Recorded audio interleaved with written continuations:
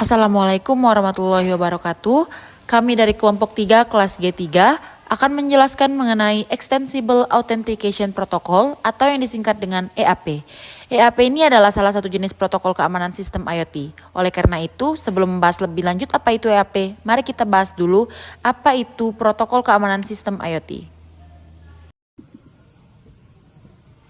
Protokol keamanan sistem IoT adalah aturan dan langkah-langkah yang digunakan untuk melindungi perangkat IoT dan data yang dikirim maupun diterima oleh perangkat tersebut. Mencakup enkripsi data, autentikasi perangkat, manajemen kunci, dan upaya lainnya untuk mencegah akses yang tidak sah atau peretasan pada jaringan IoT. Protokol keamanan dalam sistem IoT penting karena melindungi data, privasi pengguna, dan integritas informasi.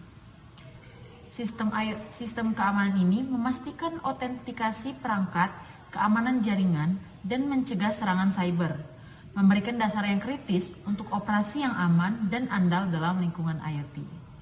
Baik, lebih lanjut kita akan membahas salah satu jenis protokol keamanan sistem IoT, yaitu Extensible Authentication Protocol atau disingkat EAP. Apa itu protokol autentikasi yang dapat diperluas?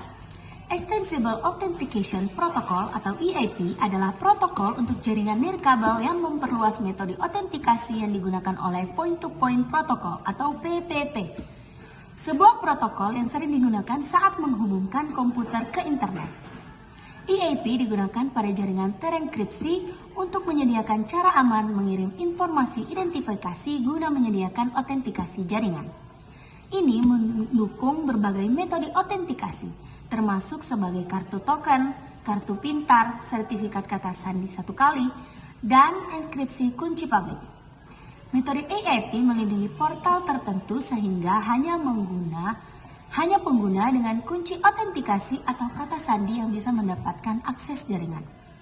Metode ini membatasi jumlah pengguna dan membantu mencegah kemacetan jaringan, menjadikan jaringan lebih cepat dan aman. Organisasi dapat menggunakan metode EAP untuk beradaptasi dengan kebutuhan privasi tertentu dan pedoman perusahaan. Ekstensibilitas adalah ciri utama kerangka EAP. Beberapa fitur utama protokol ini antara lain menyediakan kerangka kerja di mana berbagai metode autentikasi bekerja. Yang kedua, menyesuaikan dengan kebutuhan keamanan di masa depan. Dan yang terakhir, dibuat sederhana jika itu yang diinginkan. Baik, selanjutnya kami juga akan menjelaskan bagaimana cara kerja dari EAP itu sendiri. EAP menggunakan standar 802.1 kali sebagai mekanisme autentikasi melalui jaringan area lokal atau yang biasa disebut dengan LAN nirkabel. Adapun 3 komponen utama autentifikasi tersebut. Yang pertama, perangkat nirkabel pengguna. Yang kedua, titik akses nirkabel atau AP atau juga yang biasa disebut dengan pengautentifikasi, dan yang terakhir database autentikasi atau server autentikasi.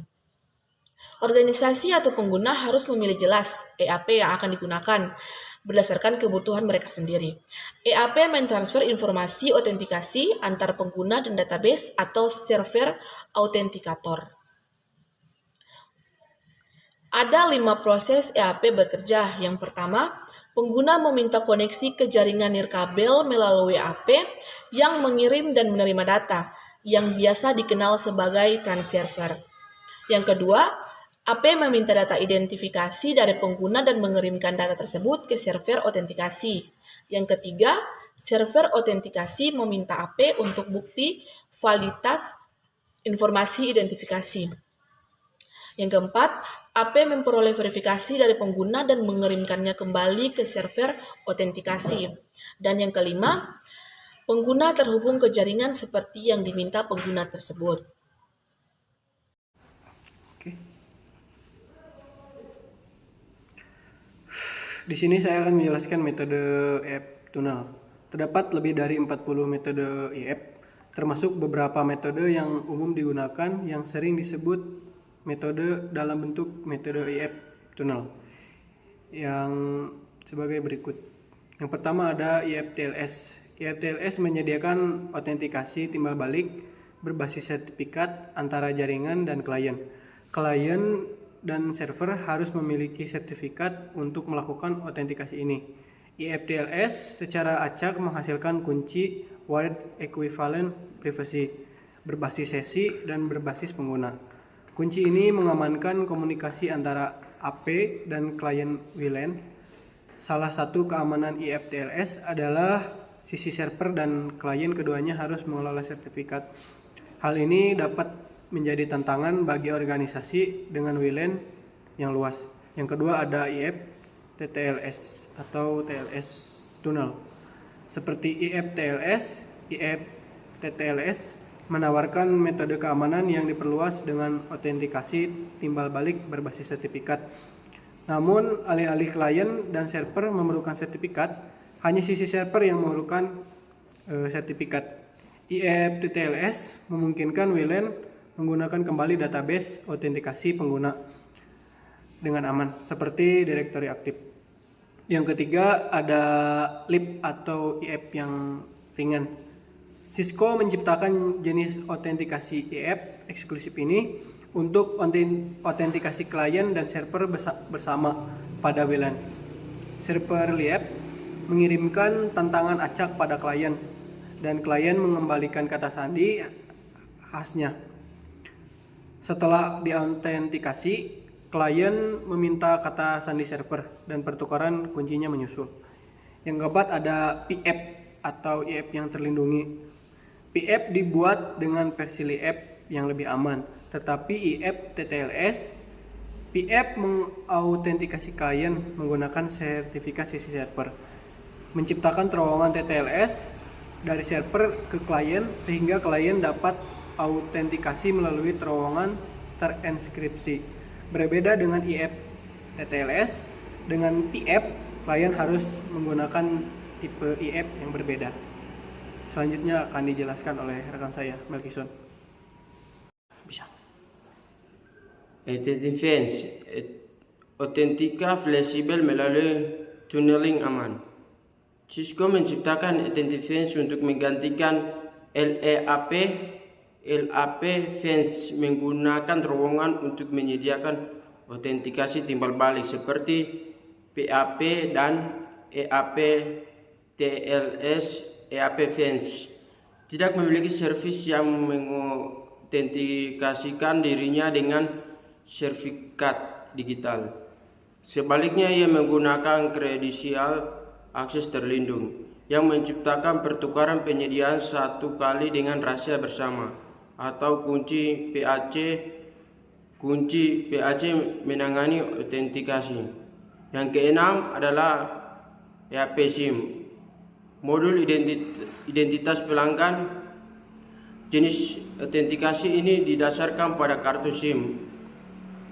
Sistem global untuk komunikasi seluler GSM yang digunakan di ponsel. Ia menggunakan kunci web per sesi untuk mengenkripsi data. Metode autentikasi ini mengharuskan klien memasukkan model verifikasi untuk mengaktifkan komunikasi dengan SIM.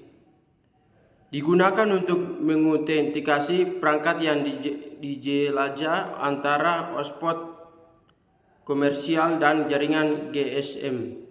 Yang ketujuh adalah EAP MDS 5, Intasari Pesan 5. Menawarkan mendukung tingkat dasar dan tidak disarankan untuk mengimplementasikan WLAN.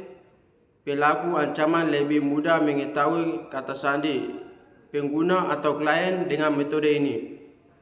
Ini juga hanya menyediakan autentikasi satu arah daripada autentikasi bersama, dan tidak ada cara untuk mengembangkan kunci web per sesi atau menawarkan rotasi dan distribusi kunci web yang berkelanjutan. Pemeliharaan kunci web secara manual dapat menimbulkan tantangan. Sudah. Terima kasih telah menyimak video ini. Semoga bermanfaat. Wassalamualaikum warahmatullahi wabarakatuh.